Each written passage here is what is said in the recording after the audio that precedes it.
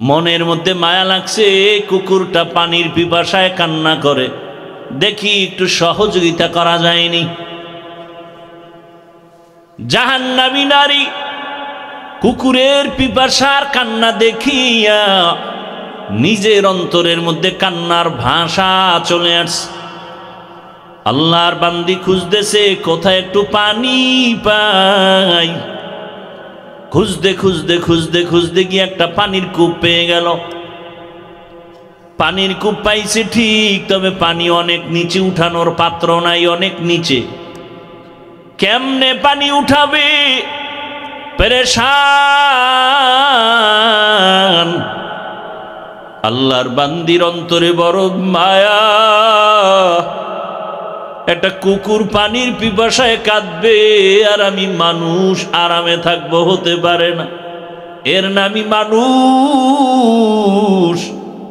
রহমতের নবী বলেন, খায়রুন নাস মান ইয়ানফাউন নাস, জমিনে ভালো তো ওই ব্যক্তি যে অন্যের উপকার করে, ক্ষতি করে না।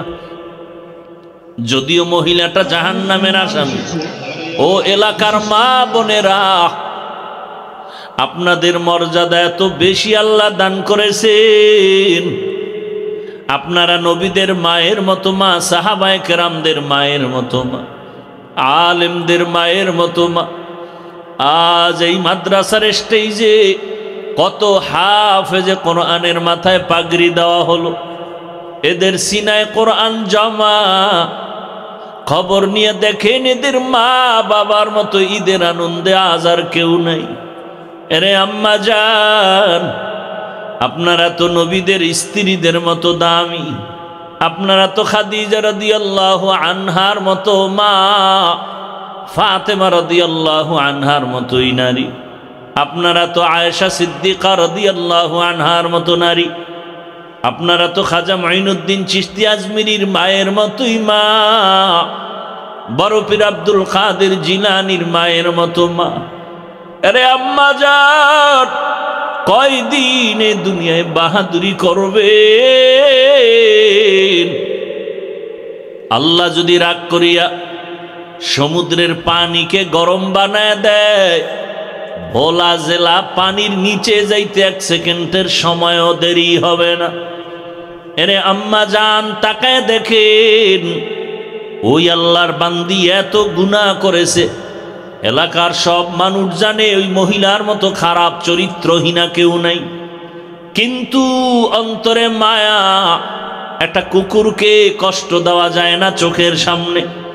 মহিলা পানির কূপের কিনারায় যাইয়া পানি উঠাবার কোনো পাত্র নাই, কোথা থেকে পানি উঠাবে?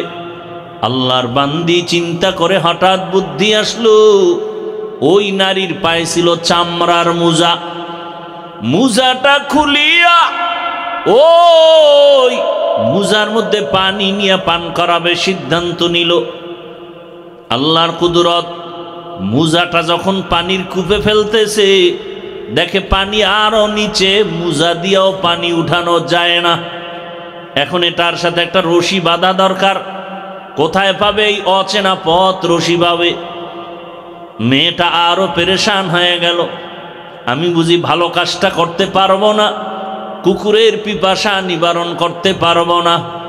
হাদিসের ঘটনা, নবীজি বলতেছেন, সাহাবায়ে কেরাম ওই জাহান্নামী নারী চিন্তায় পড়ে গেল। হঠাৎ বুদ্ধি এসে গেল, ওই নারীটার মাথায় একটা ওড়না পেঁচানো ছিল, বড় ওড়না। ওড়নার এক অংশ খুলিয়া ওই মুজার সাথে গিড়া লাগায়া বেঁধে পানির ভেতরে দিয়া পানি উঠায় ফেলল।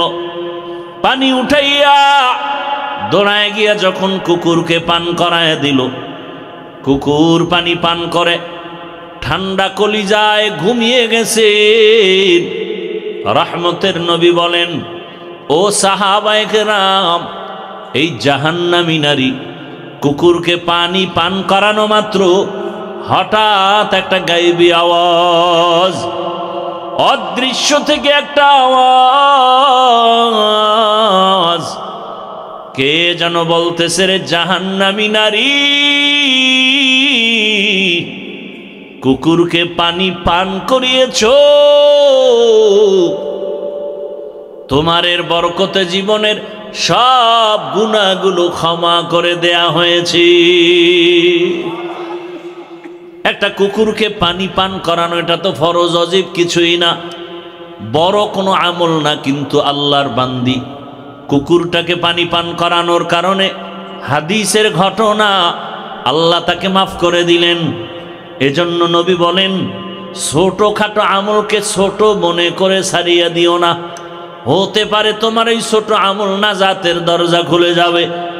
ছোট গুনাহকে গুনাহ না মনে করিও না, কারণ ছোটখাটো অন্যায়টাও আল্লাহর কাছে বড় হয়ে যাবে।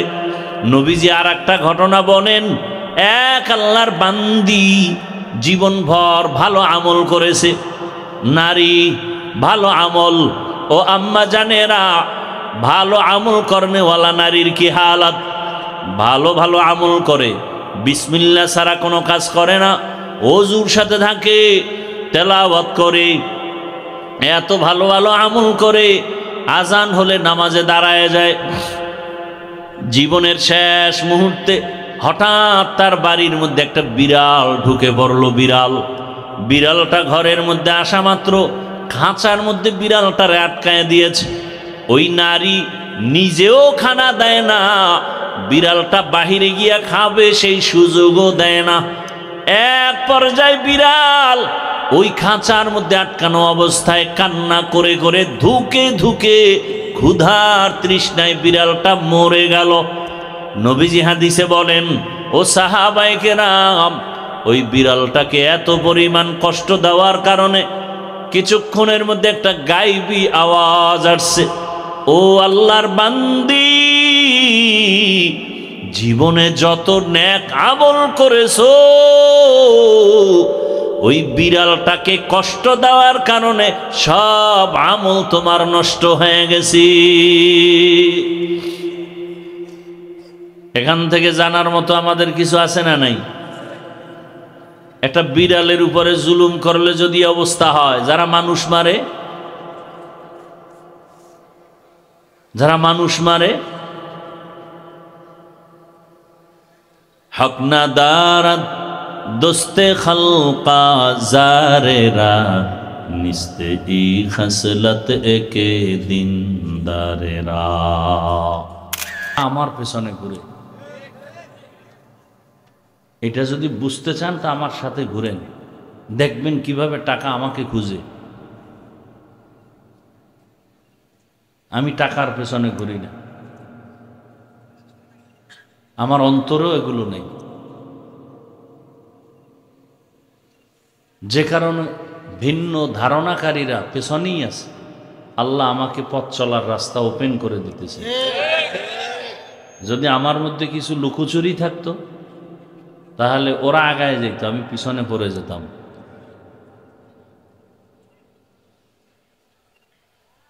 যার সাথে কিছু কানা বলার দরকার আমি তাকে ঠিক রেখে চলতেছি, আমার আসল ঠিক সব ঠিক। যাকে ঠিক রাখা দরকার তাকে ঠিক রেখে চলতেছি, এ কারণে পুরো দুনিয়া ঠিক। ক্লাসের মধ্যে বুখারী শরীফ পড়ায়, কোরআনের পরে কিতাব কি? সেই বুখারীর ক্লাসে বলতেছে হাফিজুর রহমান একটা ক্যানভাসার, শাইখুল হাদিস, বুখারীর দর্শে বলতেছে। পরের বছর টেলিফোন করতেছে আমার এক মুরব্বীকে, হাফিজুর রহমানকে এনে দাও আমার মাদ্রাসায়। বলে না, আপনি না ওকে গালি দিলেন? বলে না, বুঝতে পারিনি। এই যে কালকে চরমনাই, পরশুদিন জুমার নামাজ পড়তে হবে আমার পটিয়া মাদ্রাসায়, নামাজের সাথে সাথে পটিয়া মাদ্রাসায় বয়ান।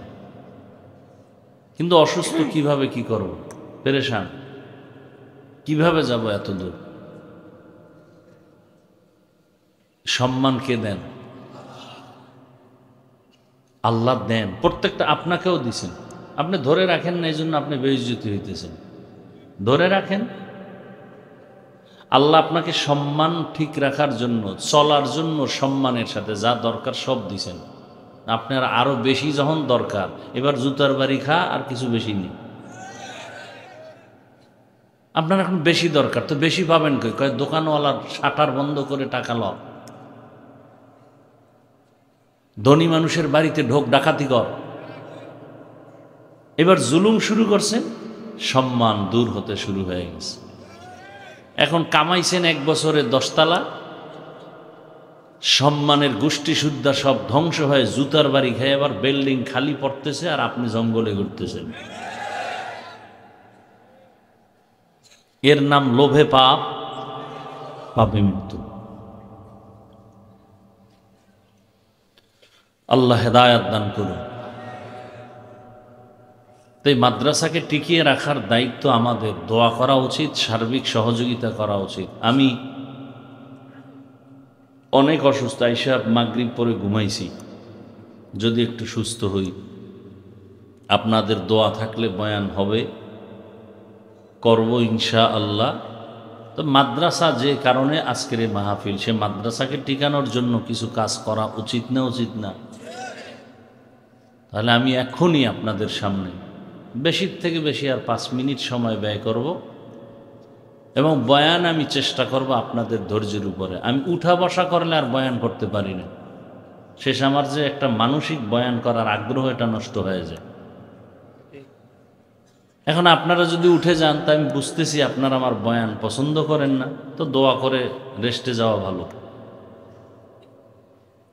কারণ আমরা তো ওই বয়ান করব না যে আপনারা সাল্লাল্লাহ পড়বেন আর আমি চা পান করব। সেই আল্লাহওয়ালাদের থেকে শিক্ষা আসি নেই তো। আমরা এমন আল্লাহওয়ালার শিক্ষা নিয়ে আসছি এখানে, বিশেষ করে বরগুনার পিসাব, এর থাপ্পড় খাইছি বহুত, আর লাত্তি খেয়ে এখানে আসছি। বয়ান করতেন আর গলা কাটা মুরগির মতো মানুষ চিল্লাইতো মাঠে। কেউ পান খাবে, রেস্টান উঠায় মারত, কে দেখার দরকার নেই। কারণ এনাকে আল্লাহর অনবরত সাকিনা রহমত নাজিল হয়, সেখানে পান কেন, চা কেন? এই বরকত নষ্ট হবে কেন? এ কারণে অনবরত বয়ান চলতে থাকে, সেখানে ভিন্ন চিন্তা করলে কেউ উঠে যাবেন না, এই বয়ান তো আমি করিনি, আপনি উঠবেন কেন? তাহলে আপনার অন্তর ঠিক নেই, আপনি ঢুকছেন কেন? বরকত নষ্ট করার জন্য আপনি ঢুকলেন কেন? আমরা তো এই বরকত নষ্ট করার বয়ান করি না, আপনি উঠবেন কেন?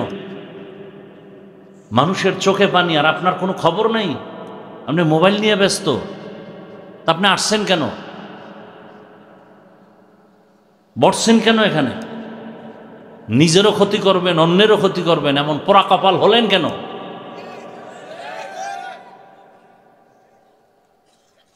এই জন্য উঠা বসা করলে আমি মোনাজাত দিব। আর যদি ধৈর্য ধারণ করে বসেন, আমার যতক্ষণ আল্লাহ আমাকে বলাবেন, 12টাও বুঝি না, 1টাও বুঝি না, আল্লাহ যতক্ষণ বলাবেন আমি বয়ান চালায়ে যাব ইনশাআল্লাহ। উঠা বসা করলে আমি মোনাজাত দিয়ে দেব, আমার এটা চরম বরদাস্ত করতে পারি না। আর সে বয়ানও আমরা করি না যে উঠে যাবে। আল্লাহ কোরআন অবতীর্ণ করলেন কেন?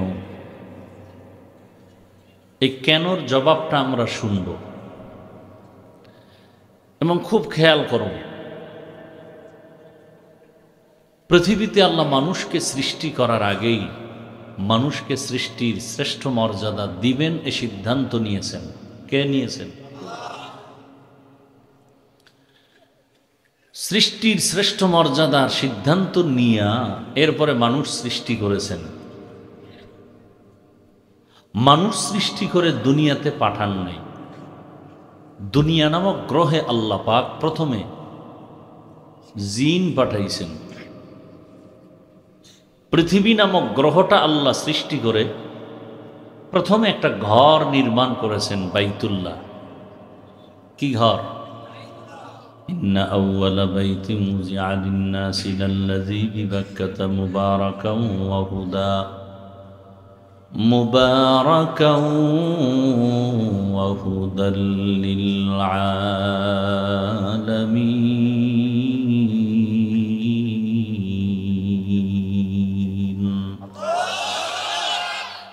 পৃথিবী নামক গ্রহ সৃষ্টির পরেই আল্লাহ ঘর নির্মাণ করলেন বাইতুল্লাহ, বাক্কা নগরীর মধ্যে। বাকি মিম দ্বারা পরিবর্তন করার পরে কি হয়ে গেছে? মক্কা হয়ে গেছে। আল্লাহ পাক রব্বুল আলামিন কেন এই ঘর বানাইলেন? হুদাল্লিল আলামিন, হেদায়েতের ঘর, ইবাদতের ঘর। বলেন তো এই ঘরটা প্রথমে পৃথিবীর দ্বিতীয় ঘর না প্রথম ঘর? বসবাসের ঘর না ইবাদতের ঘর? ইবাদত করবে কারা? মানুষ।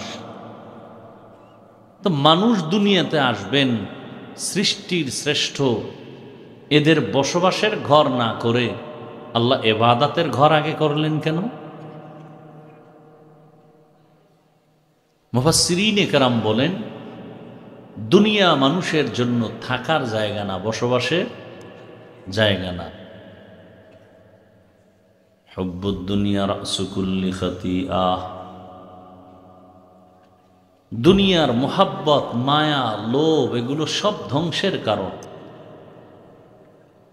রহমতের নবী বলেন, কুন ফিদ দুনিয়া কাআন্নাকা গরীবুন আও আবিরু সাবিল, জমিনের মধ্যে এমন ভাবে তোমরা বিচরণ করো যেন তুমি একজন মুসাফির। মুসাফির এখান থেকে ঢাকা যাবেন, 2-3 দিনের জন্য যাবেন, সামান্য কাপড় নিয়ে যাবেন, ওখানে আজীবন থাকার চিন্তা নাই। আল্লাহর নবী বলেন, উম্মত, জমিনের মধ্যে তোমরা এমনভাবে বিচরণ করো তুমি যেমন মুসাফির। দুনিয়া মুসাফির খানা, আসল বাড়ি তোমার জান্নাত, সেখানে যাওয়ার জন্য প্রস্তুত হয়ে যাবে। দুনিয়ার ভেতরে আল্লাহ পাক তোমাকে থাকার জন্য পাঠান নাই, ইবাদতের জন্য আল্লাহ পাঠাইছেন। আর ইবাদতের ঘর আল্লাহ বানায় রাখছেন বাইতুল্লাহ। এটা এমন একটা ঘর, যেই এরিয়ার মধ্যে ঢুকিয়া বান্দা যদি বলে আল্লাহ, একবার আল্লাহ বলার বিনিময় 1,00,000 বার আল্লাহ বলার সওয়াব পেয়ে যাবেন। আতিনা ফি দারে দুনিয়া না হাসান, আতিনা ফি দারে উকবা না হাসান, ইয়া গিয়াসাল মুস্তাগীসিন ইহদিনা লাফতিখারা বিল উলুমি ওয়াল গিনা। রব্বুল আলামিন জমিনটা বানাইয়া প্রথম আল্লাহ পাক ইবাদতের ঘর বানায় দিলেন, আর বললেন, দুনিয়ার মানুষ, আমি দুনিয়াতে মানুষ বানাবো ইবাদতের জন্য, বসবাসের জন্য না। দুনিয়ায় মানুষ করবে ইবাদত, বসবাসের জন্য আমি বানায় রাখছি চিরস্থায়ী শান্তির ঠিকানা জান্নাত। ওই জান্নাত পাবে কারা? দুনিয়াতে ইবাদত করবে যারা। নূরের সৃষ্টি ফেরেশতাকে আল্লাহ পাক শ্রেষ্ঠ মর্যাদা দান করেন নাই। আগুনের সৃষ্টি জিনকে আল্লাহ শ্রেষ্ঠ মর্যাদা দান করেন নাই। মাটির সৃষ্টি মানুষকে আল্লাহ শ্রেষ্ঠ মর্যাদা দান করেছেন। কেমন আমার আল্লাহ, যে আল্লাহর মতো দ্বিতীয় কোনো ক্ষমতাওয়ালা কেউ নাই, যার কোনো উদাহরণ নাই, তার মোহাব্বতের বানানো শ্রেষ্ঠ নবী কেমন, যার দ্বিতীয় কোনো উদাহরণ নাই। কেমন কিতাব আল্লাহ দিয়েছেন, যে কিতাবের মতো কোনো কিতাব নাই। এমন কিছু দেওয়ার সব কারণ হলো হেদায়াত। আল্লাহ তাআলা বলেন, আমি তোমাদের শ্রেষ্ঠত্ব ঠিক রাখার জন্য 2টা বিষয় দিলাম, এই 2 জিনিস ধরে রাখলে তোমাদের জমিনে ইজ্জত সম্মান যাবেও না, আখিরাতের ময়দানে তোমরা বিনা হিসাবে জান্নাতে চলে যাবে। এক ব্যবস্থা ব্যক্তি, দ্বিতীয় ব্যবস্থা কোরআন। বর্তমানে রহমতের নবীও নাই, তবে কোরআন আমাদের কাছে আছে। বিদায়বেলা রহমতের নবী বলেছেন, কোনো পেরেশানি নাই।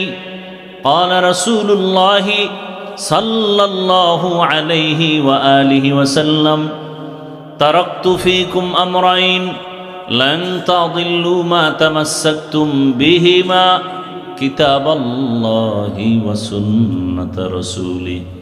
রহমতের নবী বলেন, আমি বিদায় বেলা দুই জিনিস রেখে গেলাম, আকরাইয়া যদি ধরো, আমি নবী চ্যালেঞ্জ করে গেলাম, তোমার ঈমানও যাবে না, তোমার সম্মানও যাবে না। ওই দুইয়ের এক হলো আল্লাহর কিতাব কোরআনুল কারীম, আর আমি রহমতের নবীর পক্ষ থেকে হলো আমার আদর্শ সুন্নত। ১৫০০ বছর পরে আজ এই দ্বীপ জেলা ভোলার মানুষের মাঝে যাদের কাছে কোরআন আছে, রসুলের সুন্নত আছে, এদের ঈমানও আছে, এদের সম্মানও আছে। এই দুই জিনিস যার কাছে যত পার্সেন্ট নাই, তার কাছে তত পার্সেন্ট ঈমানও নাই, সম্মানও নাই। আল্লাহ তাআলা কোরআন দিলেন হেদায়াতের জন্য। কাদের জন্য হেদায়াত? আমার তেলাওয়াতকৃত আয়াতে আল্লাহ বলেন হুদাল্লিল মুত্তাকিন, মুত্তাকি যারা তাদের জন্য হেদায়াত। আল্লাহ কোরআন কেন দিলেন তার আরেকটা কারণ আরেক আয়াতে আল্লাহ বলেন শাহরু রমাদানাল্লাযী উনজিলা ফীহিল কুরআন হুদাল লিন্নাস ওয়া বাইয়িনাতিম মিনাল হুদা ওয়াল ফুরকান। আল্লাহ বলেন রমজানে কোরআন অবতীর্ণ করেছি গোটা জগতের মানুষের হেদায়েতের জন্য। এখানে প্রথমে হেদায়াত সমস্ত মানুষ। আগের আয়াত আমার খুতবার মধ্যে যেটা পড়েছি সেখানে বলছেন হেদায়াত পাবে কারা? যারা মুত্তাকি, তারা আর কেউ না। প্রশ্ন সব জায়গায় রেডি, খেয়াল করেন। আল্লাহ কোরআন অবতীর্ণ কেন করেছেন? আর এক আয়াতে আল্লাহ বলেন সূরা ইসরার ভেতরে ওয়ানুনাজ্জিলু মিনাল কুরআন মা হুয়া শিফাউন ওয়া রাহমাতুল লিল মুমিনিন। আল্লাহ বলেন আমি কোরআন থেকে বার অবতীর্ণ করলাম ঔষধ। নাজ্জালনাও মানে অবতীর্ণ করা, আনজালনাও মানে অবতীর্ণ করা। অনুনাজ্জিল বারবার অবতীর্ণ করার নাম নাজ্জালনা, আর আনজালনা মানে একবারে অবতীর্ণ করা। ইন্না আনজালনাহু ফি লাইলাতিল কদর, একেবারে আল্লাহ কোরআন অবতীর্ণ করলেন। আর অনুনাজ্জিলু মানে বারবার আল্লাহ অবতীর্ণ করেছেন ঔষধ। মানুষ ঔষধ কি একবার খায় না? বারবার। এজন্য আল্লাহ বলেন আমি বারবার কোরআন থেকে ঔষধ অবতীর্ণ করেছি। মুমিনদের জন্য এটা রহমত। তাহলে কোরআন হলো দুনিয়ার মানুষের ঔষধ। এবার আমাকে বলেন ঔষধ যারা সেবন করে এরা সুস্থ নাকি অসুস্থ? তাহলে কোরআন আল্লাহ কেন অবতীর্ণ করেছেন? এর তিনটা কথা এখানে পেলাম। এক নাম্বার কথা হলো মুত্তাকিনদের জন্য কোরআন হেদায়াত।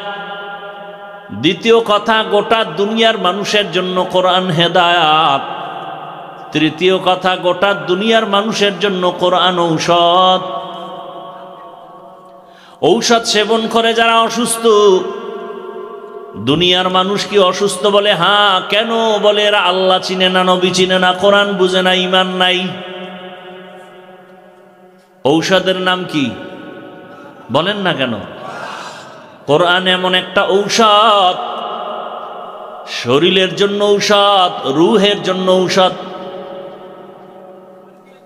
কত ডাক্তার কত রোগীর বিদায় দিয়া দেয়, মনে যা চায় খায়া দাও আর বাঁচবে না। কিন্তু একজন খাঁটি আল্লাহওয়ালার কোরআনের তালাওয়াত নিয়ে পানি নিয়ে পান করায় দিয়েছে, ওই মরণের রোগীও পর্যন্ত কোরআনের বরকতে সুস্থ হয়ে গেছে। এমন প্রমাণ নাই? আচ্ছা, এক গ্লাস পানির মধ্যে চিনি দেন, চিনি দিয়ে এটাকে লান নেন, এখন এটার নাম কি? শরবত। আপনি যে নামটা পাল্টায় ফেলাইলেন, দেখতে কি আসলে আগের কালার পাল্টাইছে? তো নাম পাল্টাইলেন কেন? এখন এটাকে সবাই শরবত বলে। পানির কালার, রং সব ঠিক আছে, এরপর আপনি বানায় দিলেন শরবত। কি পান করো? বলে শরবত পান করি। এখন এটার পানি নেই, পানির মধ্যে চিনি লাগলে নাম পর্যন্ত পাল্টায় দিলেন এটা শরবত। আল্লাহওয়ালার জবানের তেলাওয়াতের দম যখন পানির মধ্যে দাও, অন্তরের বিশ্বাসটা এমন বানায় না আমি পানি পান করি না, আমি কোরআন পান করি। কি পান করি? জমিনের মধ্যে একজন চিকিৎসা বিজ্ঞানীর নাম বু আলী সিনা। নাম কি? বু আলী সিনা নাম করা একজন জগৎ বিখ্যাত চিকিৎসা বিজ্ঞানী, যার হাতের উপরে তৈরি হয়েছে হাজারো ডাক্তার, হাজারো ধরনের ঔষধের কোয়ালিটি। তিনি একদিন পথ চলতেছেন, হঠাৎ করে এক জায়গায় একটু বিশ্রামে গেলেন, গিয়া দেখে এক বুজুর্গ একজন অসুস্থ রোগীর উপরে মালিশ করে আর দম করে পানির ছিটা দেয়, পানি পড়া দেয়। হুজুর বারবার এরে মালিশ করে, দম করে, ফু দেয়। বসা পাশে জগৎ বিখ্যাত চিকিৎসা বিজ্ঞানী, এত ঔষধ বানাইলাম, এত ডাক্তার আবিষ্কার করলাম, এই ফর্মুলায় কি হবে? বু আলী সিনা ওই পাগড়িওয়ালা বুজুর্গকে বলে, এই টুপিওয়ালা, তুমি ফু দিয়া কি করবা? এগুলো দিলে কি হবে? ঔষধ নাই, কিছু নাই, তুমি দম করলে কি হবে? আকেলারা পেশা খামোশি বুয়াদ, পেশায়ে জাহেল ফারামোশি বুয়াদ, এলমেরা এজাজ করদন বেহিসাব, খলকেরা দাদন জবাবে বাসওয়াব। কষ্ট হইতেছে আপনাদের? কত রাত্র গুনাহ কইরা কাটাইলেন, চারদিকে নদী না, ধরলে উপায় আসেনি। এক ধাক্কা কিন্তু শুক্রবার দিয়ে গেছে, ঠিক নি? মরণ থেকে যতই পালাও, মরণ তোমায় নিবে ঘিরি, যদিও সুদূর আকাশ পানে লুকাও, সেথায় লাগিয়ে সিঁড়ি।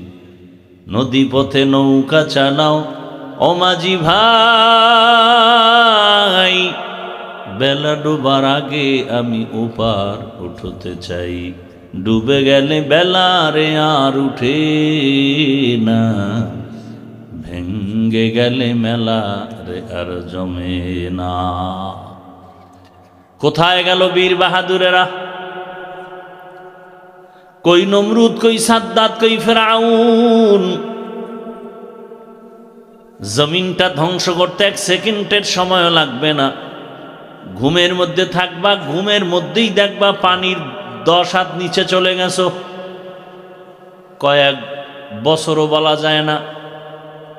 ওই আপনাদের পার্শ্বে শরীয়তপুর জেলা, শরীয়তপুর জেলার নড়িয়া থানা, হঠাৎ রাতের ঘুমের মধ্যে গ্রাম শুদ্ধা পানির তলে চলে গেল। ভূমিধস, ভূমিকম্প, এগুলো কেন হয়? আরো হবে। মিডিয়া তো এখন গরম, ওদিকে তাকাইলেই ঘুম হারাম। এমন এক প্রলয়ঙ্কারী বিপর্যয় নেমে আসবে, এত বড় ভূমিকম্প হবে। কিসের 100 তলা 200 তলা বিল্ডিং? জার্মানের খবর নাও, নেপালের খবর নাও, ইন্দোনেশিয়ার সুনামি, এগুলো কিয়ামতের আলামত।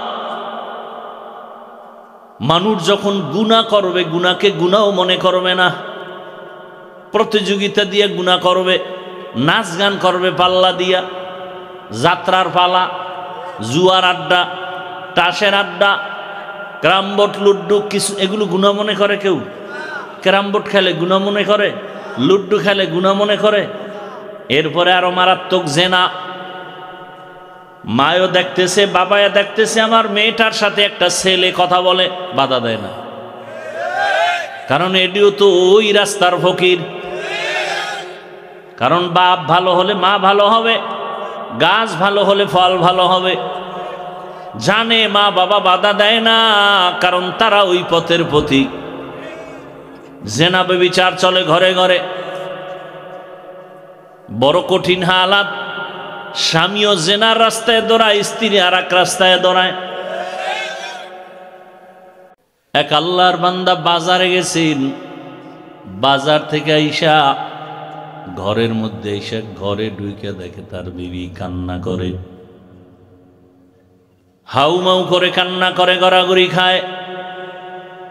স্বামী জিজ্ঞাসা করে, বিবি কি ব্যাপার? আমি বাজারে গেলাম, আসতে না আসতে কি হয়ে গেল, কেন কান্না করো? বলে, সর্বনাশ, আমার জীবনটা বিপন্ন, লজ্জায় তোমার সামনে আমি মুখ দেখাবো কেমনে, সেই লজ্জায় কান্না করি। কেন বলো?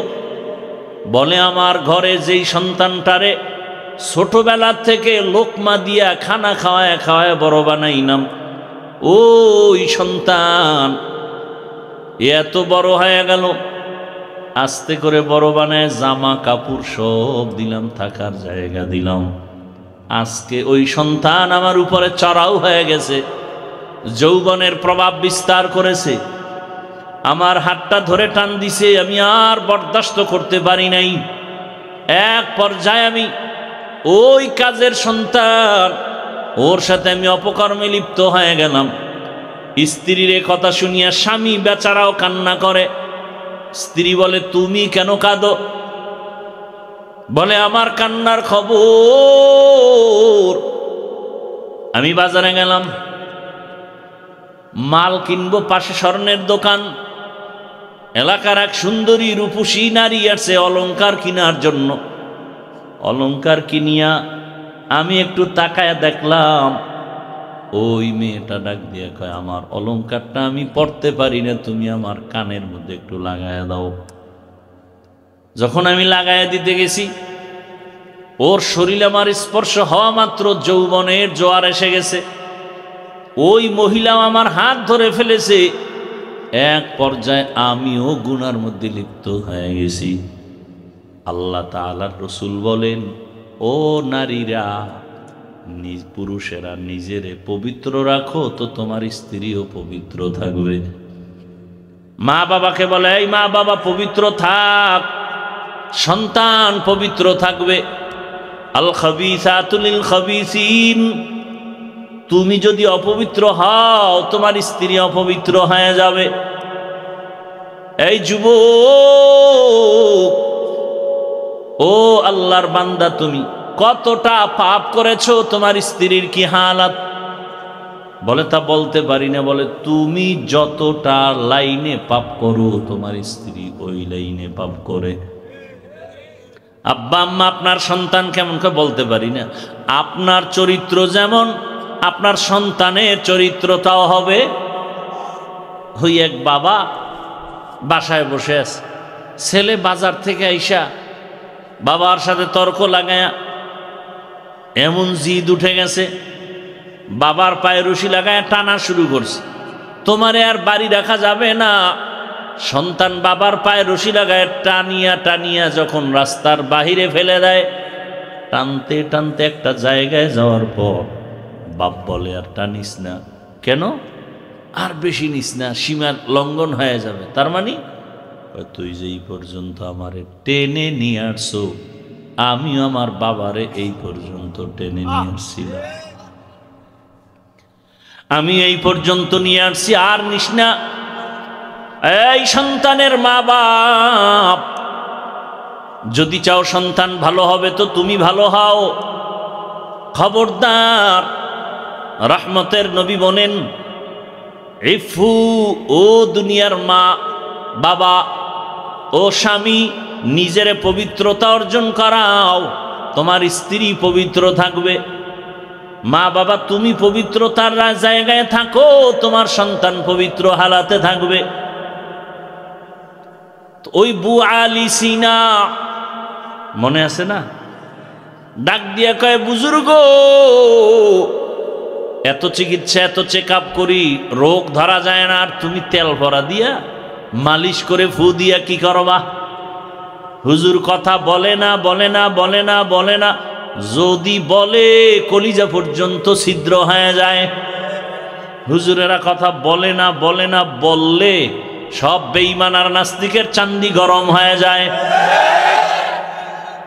হুজুরেরা কিছু পারে না দেখাইতে গেলে সব মাস্তানের মাস্তানি বন্ধ হয়ে যায়।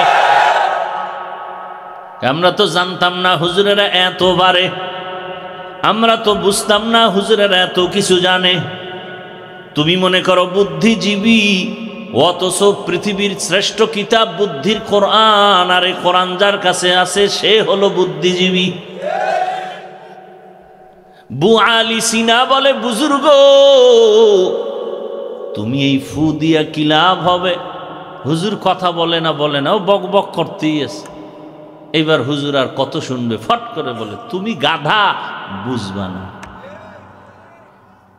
এমন এক ইনজেকশন দিয়া দিছে চান্দি গরম।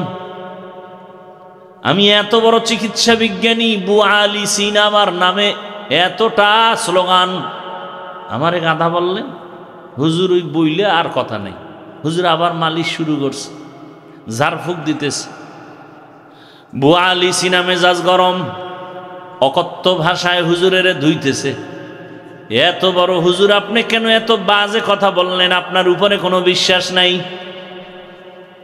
আপনার এ কথা মানতে পারি না। হুজুর এত খারাপ হয় কিভাবে? নিজে যে এত আকাম করে আর কোনো দোষ নাই, হুজুরে ভাগরি বান্ধেন, এটা বড় দোষ। আল্লাহ হেদায়াত দান করুন। এইবার হুজুর আবার চেহারাটা ঘুরে, এই ভাই আপনি এত রাগ করলেন কেন? রাগ করবো না, আপনি আমাকে কি বলছেন? আরে ভাই আমি আপনার গায়ে টাচ করছি বলে না, ঢিল মারছি না তো, মুখ থেকে একটা কথা বলছি, এই তো আমার মুখ থেকে বলছি, তাতে আপনার এত লাগলো কেন? বলে আপনি বলছেন আমার পুরা শরীরের রন্ধ্রে রন্ধ্রে বিষ ভরে গেছে। হুজুর খাই তো সুযোগ পাইছি, যেমন কুকুর। হুজুর ধৈরেই কয়, রে এই আকলওয়ালা, এত বুদ্ধি বিক্রি করে খাও, এইটা বুঝো না আমার একটা জবানের শব্দ শোনার কারণে তোমার মেজাজটা যদি সীমাহীন গরম হয়, তোমার মধ্যে যদি রিয়াকশন হয়, আর ওই জবানের কোরআনের তেলাওয়াত দিয়া যদি আমি ফু দেই, এই রুগীর মধ্যে কেন অ্যাকশন হবে না? ইলমেরা ইজাজু করদন বেহিসাব, ইলমেরা ইজাজু করদন বেহিসাব, খলকেরা দাদন জবাবে বাসওয়াব, হক না দারদ দোস্তে খলকা জারেরা, নিস্তে ই খসলত একে দিনদারেরা। কথাটা বুঝছেন আপনারা? ঝাড়ফুঁকে লাভ আছে না নাই? বু আলী সিনাকে বুঝাইলেন, আমার একটা মুখের কথায় যদি তোমার মধ্যে রিয়াকশন হয়, তাহলে আমার মুখের তেলাওয়াত দিয়া দম দিলে অ্যাকশন হবে না? ভাইরা আমার, দুনিয়ার সব মানুষ রোগী, ঔষধ কি? কোরআন। কি রোগী? বলে ঈমান নাই। কথা ঈমান আনলাম, লা ইলাহা ইল্লাল্লাহু মুহাম্মাদুর রাসূলুল্লাহ। ঈমান আনছি, এখন কি রোগী? বলে হ্যাঁ তুমি এখনো রোগী। কেন? বলে তোমার ঈমান আছে, আমল নাই। ঈমান আছে, ঈমানওয়ালারাও রোগী কেন? আমল নাই। এখানে বহু ঈমানওয়ালা আমরা হাজির,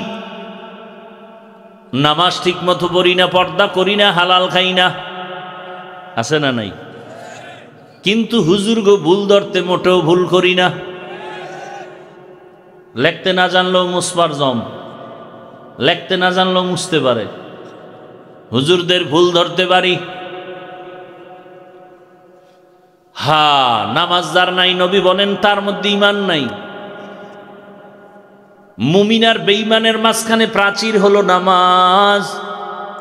বাইনাল আবদি ওয়া বাইনাল কুফরি তারকুস সালাহ।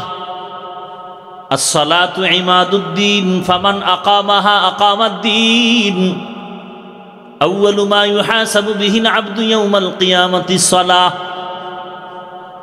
কিয়ামতের দিন নামাজের হিসাব হবে। মুমিন বেঈমানের মাঝখানে প্রাচীর নামাজ। বেঈমান নামাজ পড়ে না, মুমিন নামাজ ছাড়ে না। তুমি বান্দা দাঁড়াইয়া নামাজ পড়তে পারো না, বসে বসে নামাজ আদায় করো। দুর্বল, তুমি অসুস্থ, তুমি যদি বসেও না পারো, শুয়া শুয়া নামাজ আদায় করো। তুমি যদি অঙ্গ প্রত্যঙ্গ নাড়াচাড়া করতে নাও পারো, ইশারায় নামাজ আদায় করো, তারপর নামাজ ছাড়া যাবে না। মাকুন সুসুতি নামাজে পাঞ্জে গানা ফাওয়াইলুল লিল মুসাল্লিনাল্লাযীনা মুমিনারা ইনামাজ এমদাদে দা ইস্তাইনু আয়াতে কুরআবাখা আয়াতে কদ আফলাহারা ইয়াদিকুন গৌর কুন্দর মানিয়াজ দিল সাদিকুন। ভাইরা আমার, ইমানওয়ালারা রোগী কেন বলে? আমল নাই। কথা আমল করলে কি বলে? তো আমল করলে তুমি সুস্থ হয়ে যাবে। বলে তো ইমানের পরে আমল ধরে ফেললাম, নামাজ রোজা তেলাওয়াত, এখনো কি রোগী? বলে হ্যাঁ, কারণ আমি নামাজ পড়ি, রোজা রাখি, তেলাওয়াত করি, তবে এর মধ্যে রূহ নাই। আমলের রুহের নাম ইখলাস। আমলের রুহের নাম কি? ওয়ামা উমিরু ইল্লা লিয়াবুদুল্লাহা মুখলিসিনা লাহুদ্দিন। আমল আছে কি নাই? ইখলাস নাই। এই আমল দিয়া আল্লাহর মোহাব্বতের দরজা পাওয়া যাবে না। ইখলাসওয়ালা আমল, আমলের মধ্যে ইখলাস লাগবে। অতএব তোমার ইমান নাই রোগী, ইমান আছে আমল নাই রোগী, আমল আছে ইখলাস নাই রোগী। ইমাম গজালি বিশ্ববরেণ্য দার্শনিক ইমাম, এই কথা বলেন না কেন? বিশ্ববরেণ্য বুজুর্গ এবং দার্শনিক ইমাম গজালি, গজ্জালি না কি, ইমাম গজালি। একজনের নাম কালাম, যদি কাইল্লে হয়ে ডাকেন। ইমাম গজালি রহমাতুল্লাহ আলাইহি তিনি লিখেন, এরে নবীর আশিক ইমাম গজালি বলেন, আন্নাসু কুল্লুহুম হালকা ইল্লাল আলিমুন, আল আলিমুনা কুল্লুহুম হালকা ইল্লাল আমিলুন, ওয়াল আমিলুনা কুল্লুহুম হালকা ইল্লাল মুখলিসুন। সব মানুষ জাহান্নামে যাবে, আলেমরা জান্নাতে যাবে। না না না, আলেমরাও জাহান্নামে যাবে, তবে ওই আলেম জান্নাতে যাবে যে আলেম ইলম অনুযায়ী আমল করে। ইমাম গজালি বলেন না, সব আমলওয়ালারাও জাহান্নামে যাবে, একমাত্র যারা ইখলাসওয়ালা তারা জান্নাতে যাবে। ইখলাসওয়ালা আমল বড় দামি এক সম্পদ। ইখলাসের সাথে সামান্য আমল করো, আল্লাহর দরবারে কবুল হয়ে যাবে। জমিনের মধ্যে একজন বাদশা রাষ্ট্র চালায়। কি চালায়? রাষ্ট্র চালানো এটা হইল দুনিয়াওয়ালাদের কাজ, এটা ইসলামের কোনো কাজ না, তাই তো? কথা বলেন, আমগো ইসলামটা কি রাষ্ট্রের ব্যাপারে দুর্বল? আমাদের কোরআনে কি রাষ্ট্রের ব্যাপারে সমাধান নাই? আরে আমার আল্লাহ কি এত দুর্বল? আমার রসুল কি এত দুর্বল? আমার ইসলামটা কি এত দুর্বল? ও ভোলার মুসলমান, আমি একটা কথা বলে যাই, ওয়াদা করবেননি আমার সাথে? যুবকদেরকে বলছি, ওয়াদা করবানি? ভাই, বাবার কথা সব সন্তানরা ঠিক মতো মানে না, মাঝে মাঝে বাবার সাথে তর্ক হয় না? হয় না? সন্তান বাবার সাথে খেয়াল করিয়েন, বাবার সাথে তর্ক হয় ঠিক, তবে বাবারে কেউ গালি দিলে মেনে নিবে, বলেন, বলার মানুষ পায়ে হাত রেখে বলছে, যদি কোন নিচে নাইমা ধর, বলেন আমি নিচে নাইমা আসি। ওয়াদাটা করবেন একুরেট ভাবে। সেটা হলো আপনি নামাজ পড়তে পারেন না, এরকম আসি না আমরা? অনেকে নামাজ পড়ি আবার পড়ি না, রোজা রাখি আবার রাখি না, তেলাওয়াত করি আবার করি না। ইসলামটা মানি, তবে পরিপূর্ণ আমল করতে পারি না। তাহলে বাবার সাথে মাঝে মাঝে তর্ক হয়, কিন্তু বাবারে গালি দিলে মেনে নেই না। ঠিক ও ভোলার মুসলমান, ইসলামটা তুমি যদিও ঠিক মতো আমল করতে পারো না, নামাজ পড়তে পারো না, দাঁড়িয়ে রাখতে পারো না, কিন্তু তোমার সামনে যদি কোনো মায়ের সন্তান আমার ইসলাম নিয়ে কটূক্তি করে, আমার আল্লাহ নিয়ে, রসুল নিয়ে, কোরআন নিয়ে যদি বাজে কথা বলে, ইসলামের উপরে কোনো কলম ধরে, কলারটা ধইরা বলবি, বেঈমানের বাচ্চা সোজা হ, আমি নামাজ না পড়লেও ইসলামের বদনাম করবি, চামড়া তুলে ফেলা হবে।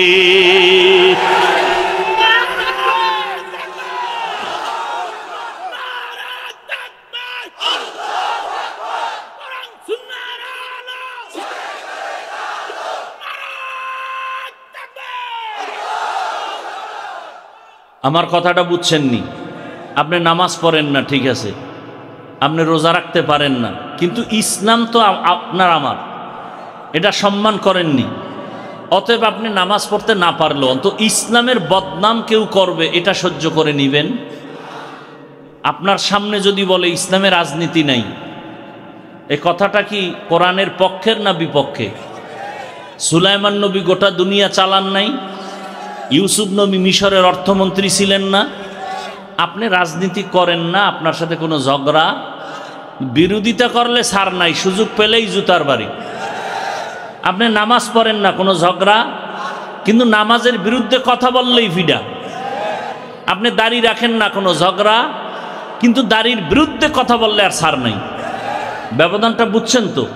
আপনি নামাজ পড়েন না, ঝগড়া নাই, কিন্তু নামাজের বিরোধিতা করা যাবে না। আপনি ইসলামের রাজনীতি করেন না, কোনো তর্ক নাই, কিন্তু ইসলামের রাজনীতির বিরুদ্ধে বলবেন যে ইসলামে এটা নাই ওটা নাই, তাহলে কোরআন পড়ে আমাকে ধরাই দিতে হবে, পড়ো কোরআন পড়ো, আসো।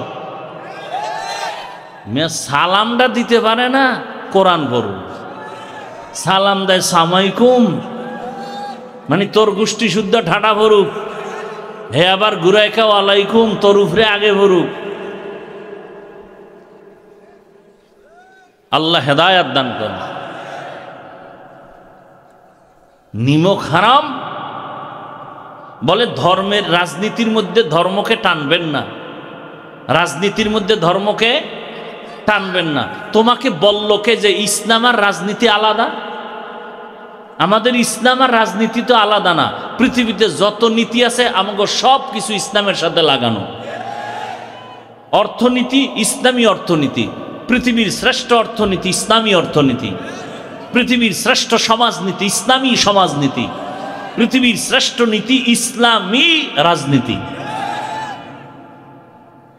তুমি করো না, ঝগড়া নাই, তুমি নামাজ পড়ো না, তোমার সাথে ঝগড়া কেন? পারলে বুঝাবো।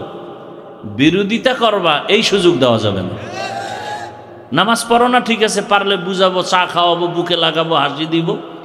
বিরোধিতা করলে কোনো সার নেই, সোজা কথা। আমি ইসলামী রাজনীতির যত দল আছে কোনো দলের দায়িত্বে নাই, তার মানে কি ইসলামে কোরআনে যেটা বল সেটার বিরোধিতা করব? কি আজীব কথা। আল্লাহ হেদায়াত দান করুন। ওয়ানুনাজ্জিলু মিনাল কুরআনি মা হুয়া শিফাউ ওয়া রাহমাতুল লিল মুমিনিন।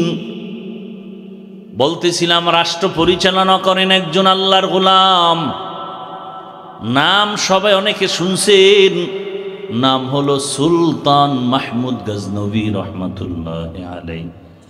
সুলতান মাহমুদ গজনবী জগৎ বিখ্যাত একজন ওলিয়ে কামেল, আবার রাষ্ট্র চালায়। ইতিহাস বড় কঠিন মিয়া। আল্লাহ এমন একটা প্রতিবন্ধী ধর্ম দিবেন, এমন একটা ল্যাংরা লুলা অর্ধেক ধর্ম আল্লাহ দিবেন যে দুনিয়ার কেউ আবার নাকে তেল লাগায় উল্টা পাল্টা বলবে যে ইসলামে এটা নাই সেটা নাই। আল্লাহ সেই ইসলাম তো দেন নাই। আল্লাহ তো কমপ্লিট ইসলাম দিছেন, যে তোমার জীবনের কল্যাণের যা প্রয়োজন সব ইসলামে আছে। এখন তুমি মানো না কেন? মানতে গেলে চুরি করা যাবে না। ইসলাম মানো না কেন? দুর্নীতি করা যাবে না। ইসলাম মানো না কেন? মাইয়া লইয়া পার্কে পার্কে ঘোরা যাবে না। এই চরিত্রহীন লম্পট বদমাস খুনি ধর্ষক এরা ইসলাম চায় না, এরা ইসলামের বিরোধিতা করে। যারা ইসলাম চায় না খুঁজে দেখবেন ও চরিত্রহীন, ও ধর্ষক, ও লম্পট, ও চান্দাবাজ, ও ধান্দাবাজ, ও দুর্নীতিবাজ। খুঁজে দেখেন, ভালো করে খুঁজেন। ইসলামের বিপক্ষে যেই লোকগুলো খুঁজে দেখবেন ও চোর, ও ডাকাত, ও জালেম, ও ব্যবসায়ীর উপর জুলুম করে, ও গরিবের বেতন মেরে খায়। খবর নেন। আল্লাহ হেদায়েত দান করুন, আল্লাহ হেদায়েত দান করুন। রাগ করতেছেন? ইসলাম কি দুর্বল? তা আপনার ইসলামকে খাটো করতে দেন কেন? আজকে থেকে এই সুযোগ দেওয়া যাবে। রাজনীতি ইসলামেরটা তুমি করো না, তোমার জবাব তুমি দিবা, কোনো ঝগড়া নাই, কিন্তু বিরোধিতা করলে ছাড় নাই। আমার ইসলামের বদনাম করতে পারবা না, খবরদার। তুমি মানো না সেটা আলাদা কথা, কিন্তু বদনাম করতে পারবা না। গরুর গোশতের খিচুড়ি শীতের মধ্যে খুব মজা না? একজনে খায় না, খাইলে সমস্যা হতে পারে, তার মানে কেউ মাইক লেগাই বলবে কেউ খাবি না, ওটার ভিডিওস আমরা উঠে ফেলাইব না। যে আমরা খাইয়া তৃপ্তি পাবো শীতের মধ্যে গরুর খিচুড়ি, তুই খাও না, তোর পেটে গজব পড়ছে, সেটা ভিন্ন কথা। আল্লাহ হেদায়েত দান করুন। জগৎ বিখ্যাত ওলিয়ে কামেল সুলতান মাহমুদ গজনবী, এত বড় আল্লাহওয়ালা, এক পর্যায়ে তিনি ইন্তেকাল হয়েছেন, দুনিয়া থেকে বিদায় হয়ে গেছেন।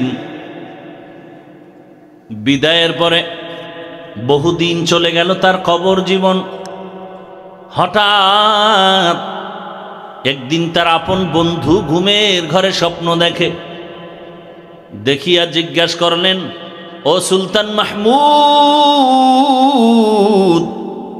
কবরের মধ্যে কি হালাত? সুলতান মাহমুদ বলেন, ভাই, দয়াময় রব্বুল আলামিন আমার কবরের আযাব মাফ করে দিয়েছেন। কবরের আযাব কি? বন্ধু জিজ্ঞাসা করেন, এমন কি আমল তুমি করেছো যে আমলের বরকতে তোমাকে আল্লাহ মাফ করেছেন? এমন কি বড় আমল করেছো? 5 ওয়াক্ত নামাজ ফরজ আমলের কারণে বলে না, না না। যাকাতের আমল বলে না, রোজার আমল বলে না, বাইতুল্লাহর জিয়ারতের আমল বলে না। সুলতান মাহমুদ বলেন, এমন একটা ছোট আমল যেটা আমি কখনো আমল মনেই করি নাই। আহা, আমি আমল মনেই করি নাই। ও ভোলার মুসলমান, ও যুবক, পর্দার আড়ালের মা বোনেরা, আল্লাহ কারে কোন সময় কোন কারণে মাফ করবেন জানা নাই। এজন্য হাদিসে পাকে নবী বলেন, ছোট আমলকে ছোট মনে করে ছেড়ে দিও না, কারণ এই ছোট আমলটাও নাজাতের জরিয়া হয়ে যাবে। ছোট গুনাহকে গুনাহ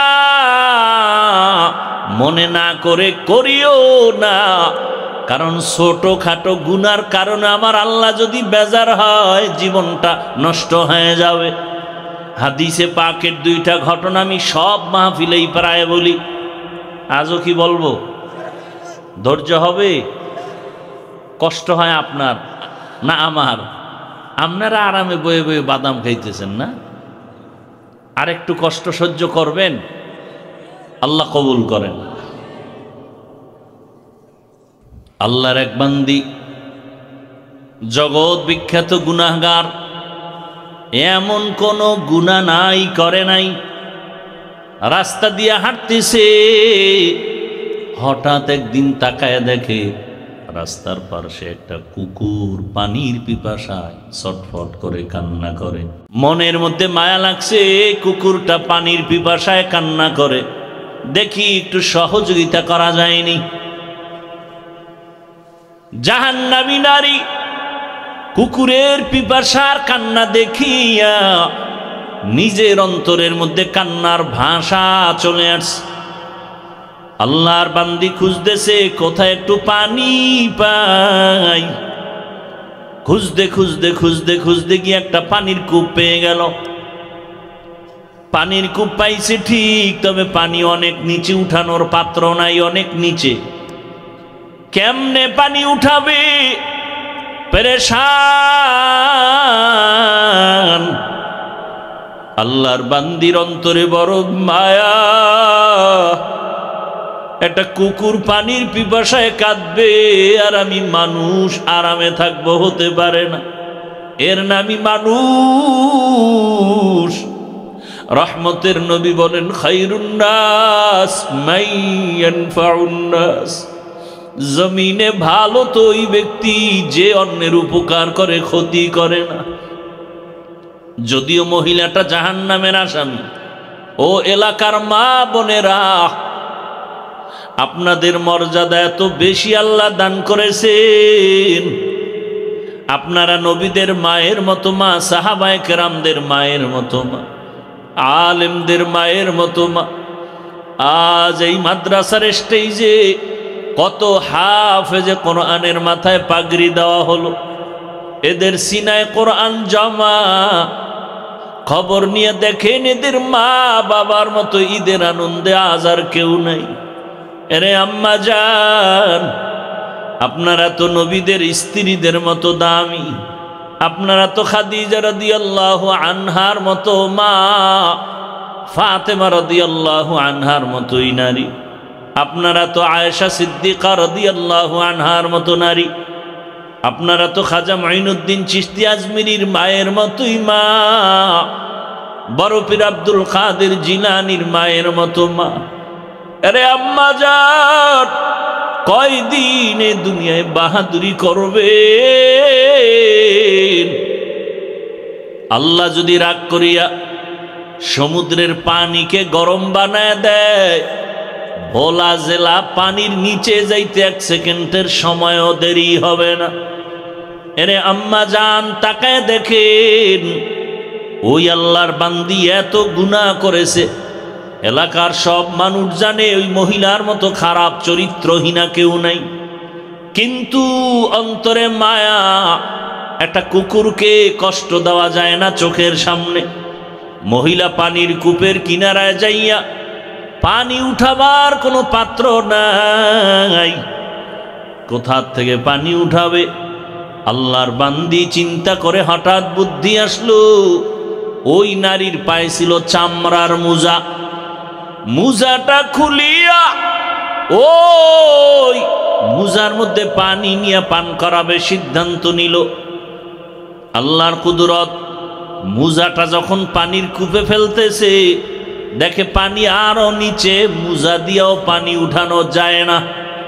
এখন এটার সাথে একটা রশি বাঁধা দরকার। কোথায় পাবে এই অচেনা পথ? রশি পাবে। মেয়েটা আরো পেরেশান হয়ে গেল, আমি বুঝি ভালো কাজটা করতে পারবো না, কুকুরের পিপাসা নিবারণ করতে পারবো না। হাদিসের ঘটনা, নবীজি বলতেছেন, সাহাবায়ে কেরাম ওই জাহান্নামী নারী চিন্তায় পড়ে গেল। হঠাৎ বুদ্ধি এসে গেল, ওই নারীটার মাথায় একটা ওড়না পেঁচানো ছিল, বড় ওড়না। ওড়নার এক অংশ খুলিয়া ওই মুজার সাথে গিড়া লাগায়া বেঁধে পানির ভেতরে দিয়া পানি উঠায় ফেলল। পানি উঠাইয়া দৌড়ায় গিয়া যখন কুকুরকে পান করায় দিল, কুকুর পানি পান করে ঠান্ডা কলিজায় ঘুমিয়ে গেছে।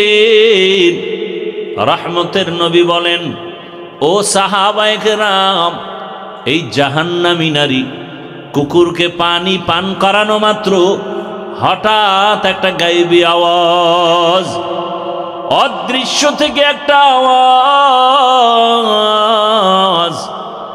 কে যেন বলতেছে, রে জাহান্নামী নারী, কুকুরকে পানি পান করিয়েছ, তোমার বরকতে জীবনের সব গুনাহগুলো ক্ষমা করে দেয়া হয়েছে। একটা কুকুরকে পানি পান করানো এটা তো ফরজ অজিব কিছুই না, বড় কোনো আমল না, কিন্তু আল্লাহর বান্দি কুকুরটাকে পানি পান করানোর কারণে হাদিসের ঘটনা আল্লাহ তাকে মাফ করে দিলেন।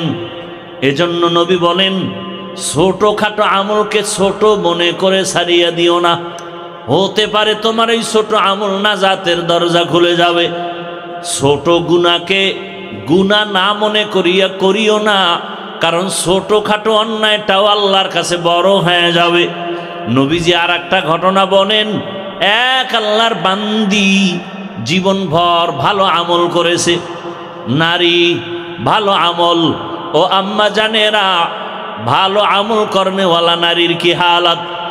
ভালো ভালো আমল করে, বিসমিল্লাহ ছাড়া কোনো কাজ করে না, ওযুর সাথে থাকে, তেলাওয়াত করে, এত ভালো ভালো আমল করে, আজান হলে নামাজে দাঁড়ায় যায়। জীবনের শেষ মুহূর্তে হঠাৎ তার বাড়ির মধ্যে একটা বিড়াল ঢুকে পড়লো। বিড়ালটা ঘরের মধ্যে আসা মাত্র খাঁচার মধ্যে বিড়ালটারে আটকায় দিয়েছে। ওই নারী নিজেও খানা দেয় না, বিড়ালটা বাহিরে গিয়া খাবে সেই সুযোগও দেয় না। এক পর্যায়ে বিড়াল ওই খাঁচার মধ্যে আটকানো অবস্থায় কান্না করে করে ধুকে ধুকে ক্ষুধার তৃষ্ণায় বিড়ালটা মরে গেল। নবীজি হাদিসে বলেন, ও সাহাবায়ে কেরাম, ওই বিড়ালটাকে এত পরিমাণ কষ্ট দেওয়ার কারণে কিছুক্ষণের মধ্যে একটা গায়েবী আওয়াজ আসছে, ও আল্লাহর বান্দি, জীবনে যত নেক আমল করেছো ওই বিড়ালটাকে কষ্ট দেওয়ার কারণে সব আমল তোমার নষ্ট হয়ে গেছে। এখান থেকে জানার মতো আমাদের কিছু আছে না নাই? একটা বিড়ালের উপরে জুলুম করলে যদি অবস্থা হয়, যারা মানুষ মারে হক না দারাত দোস্তে খলকা জারেরা নিস্তে ই খসলত একে দিন দারেরা। আল্লাহ তাআলা কোরআন দিলেন ঔষধ হিসাবে। আর এক আয়াত পড়েছিলাম, আল্লাহ বলেন, শাহরু রমাদানাল্লাযী উনজিলা ফীহিল কুরআন হুদাল লিন্নাস ওয়া বাইয়িনাতিম মিনাল হুদা ওয়াল ফুরকান। আল্লাহ এখানে বলেন সমস্ত দুনিয়ার মানুষের জন্য কোরআন হেদায়াত। প্রশ্ন হলো, দয়ার মালিক, যদি সারা দুনিয়ার মানুষের জন্য কোরআন হেদায়াত হয়, তো দুনিয়ার মানুষ কেন হেদায়াত পেল না? দুনিয়ার মানুষ তো দূরের কথা, আমাদের আজকের মাহফিলের প্যান্ডেলের মানুষও তো সব হেদায়াত পায় নাই। হেদায়াত যদি পাইতো তো ফজরে কেন মসজিদে নাই, জোহরে কেন মসজিদে নাই? কেন নামাজ পড়ে মিথ্যা বলে, নামাজ পড়ে সুদের টাকায় ব্যবসা করে? এরম লোক এলাকায় নাই? সুদ হালাল না হারাম?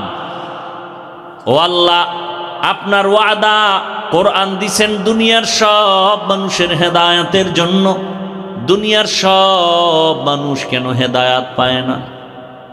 আল্লাহর এই কথার জবাবে মুফাসসিরিনে কেরাম বলেন, দুনিয়ার মানুষ কেন হেদায়াত পায় না? জবাব হলো, দুনিয়ার সবাই হেদায়াত চায় না। হেদায়াত যে চাইছে সে পেয়ে গেছে। যেমন উদাহরণ, রহমতের নবীর চেহারা মোবারক একবার ভালোবাসার নজরে দেখলেই জাহান্নামের আগুন হারাম। সেই নবীর চেহারা একবার আর দুবার না, 13টা বছর পর্যন্ত দেখলো, বয়ান শুনলো, এরপরও কালেমা পড়ল না। হাতের মুষ্টির মধ্যে পাথর নিয়ে কয়, ভাতিজা মুহাম্মদ সাল্লাল্লাহু, বলতে পারে আমার হাতের মুষ্টিতে কি? নবীজি বলেন, চাচা আবু জাহাল। বলতে পারলে কি হবে? বলে, এখন কালেমা পড়ব, তোমাকে নবী মানব। নবী বলেন, আমি বলতে জানি না। কেন? বলে, আমি গাইবের মালিক না। গাইবের মালিককে আল্লাহ যেই কুদরতি ক্ষমতায় গায়েব জানেন, এই ক্ষমতায় দুনিয়ার আর কেউ গায়েব জানে?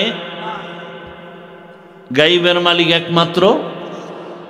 কুল লা ইয়ালামু মান ফিস সামাওয়াতি ওয়াল আরদিল গায়বা ইল্লাল্লাহ। আসমানের বাসিন্দারা কেউ গায়েব জানে না। নবী আপনি বলে দেন জমিনের বাসিন্দারা কেউ গায়েব জানে না, একমাত্র গায়েবের মালিক হলেন আমার আল্লাহ। নবী বলেন আমি বলতে পারি না তোমার হাতের মুষ্টিতে কি আছে। নবী একটা আওয়াজ দিলেন, এই আবু জাহালের হাতে যা আসো একটু আওয়াজ দাও। সাথে সাথে পাথরগুলো কালেমা পড়া শুরু করলো। আবু জাহাল পাথরগুলো মাটিতে ফালায় কয়, মুহাম্মদ তুমি জাদুকর হয়েছ এটা তো জানি না। কি বুঝলেন? হেদায়েত চাইছে। আল্লাহ বলেন গোটা দুনিয়ার মানুষের জন্য কোরআন হেদায়াত পায় না কেন? চায় না, এজন্য পায় না। আর যে চায় সে পায়।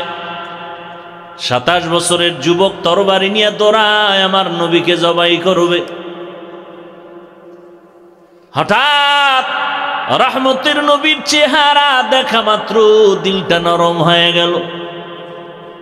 তরবারিটা ফালাইয়া চোখের পানি ছেড়ে বলেন, ইয়া রাসূলুল্লাহ বেয়াদবি মাফ করে দেন, আমাকে কালেমা পড়ায়া দেন। নাম কি? হেদায়েত চাইছে, পেয়ে গেছে। আল্লাহ তার জবাব দিয়া বলেন, ওয়াল্লাযীনা জাহাদু ফীনা লানাহদিয়ান্নাহুম সুবুলানা ওয়া ইন্নাল্লাহা লামাআল